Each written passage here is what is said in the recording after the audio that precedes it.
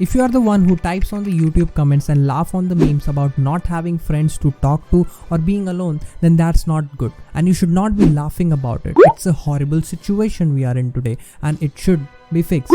In today's video, we will be talking about how social media, which claims to connect people from all around the world, has separated us from almost everyone and left us feeling alone forever. So what exactly are we dealing with? Depression, anxiety, insensitivity, lack of self-esteem, anger, and much more. All of this keeps millions of teens and adults around the world captive. It's simple. The more social media you use, the more alone you will feel. Maybe you won't remember, but there was a time when if someone used a phone in front of someone, that someone used to feel insulted. But today that's the norm.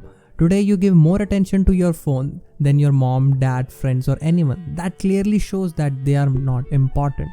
So our previous generation had all the social skills and they didn't have the internet or social media. Still, they never felt lonely and they were more happy. Unfortunately, later their brains also got hacked by these dumb apps, so the next generation never knew how it feels to be around people, how to make new friends, how to engage with peers, what friends do together, etc. They just knew to keep adding new friends on social network by one click. And now there are very few people to teach them these social skills which were never even considered before. But social networks were made for this sole purpose, to connect people around the world, isn't it? Wrong. Facebook started it with the right mindset, later commercialized it, and today no social network wants people to engage more together or lead a healthy relationships with their loved ones. They just want your attention. To know more about these useless and dangerous social networks, you can watch Netflix documentary The Social Dilemma, because these social networks have the maximum contribution to destroy the culture, society and an individual's life. So here the problem looks very clear, but is it that easy to solve? You are addicted to that tiny device, not because it is cool and has so many features. If I disconnect the internet from that device, it can be used as paperweight, but you are not gonna touch it again ever. So you have to admit that you are addicted to the apps inside. Now if you are depressed or feeling alone, you can kill those apps, but wait, just because you are not going to use it doesn't mean your friends are not using it. They are. So even if you left the app, soon you will be back, and that's how these apps have become so big. We don't have to boycott these apps, but we have to take over the control and tell ourselves who is the boss. I have not shown any data or research reports because there is already enough existential evidence around us to see that people are feeling more lonely than ever.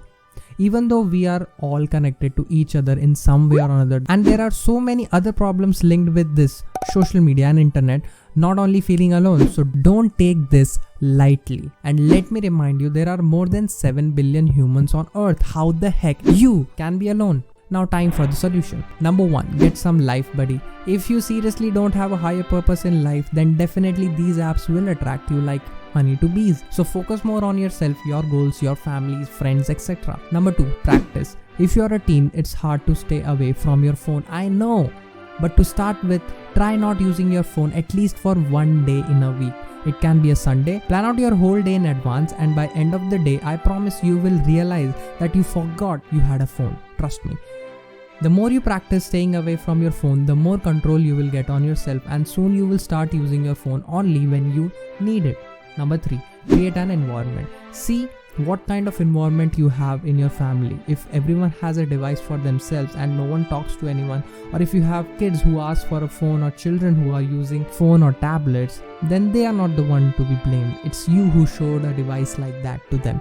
Treat these devices just as cigarettes or alcohol, addictive and bad for health. So keep an environment where you all are spending more time with each other and giving more attention to them. It can be hard, I know, but don't let these brainless devices ruin your wonderful life. Number 4, social skills. Focus more on social skills. Learn how to talk to peers and elders, how to make new friends, how to greet someone, how to deal with different kinds of people. Learn and teach kids, children and teens.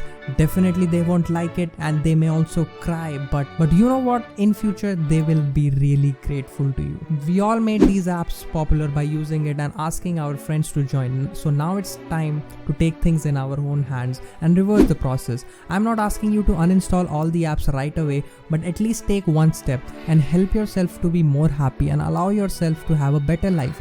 If you come till the end, that means you agree with me. Try one day without a phone challenge and nominate your friends too in the comment section. But it's always your choice whether to do or not to do. I did my job, now it's your turn. If you like this video, don't forget to like and subscribe for more such content. Share this video to anyone who feels lonely or you just want to remind them that you are still alive and so they may talk to you. Do tell me what you think about this in the comment section. Meet you in the next video. Till then, bye.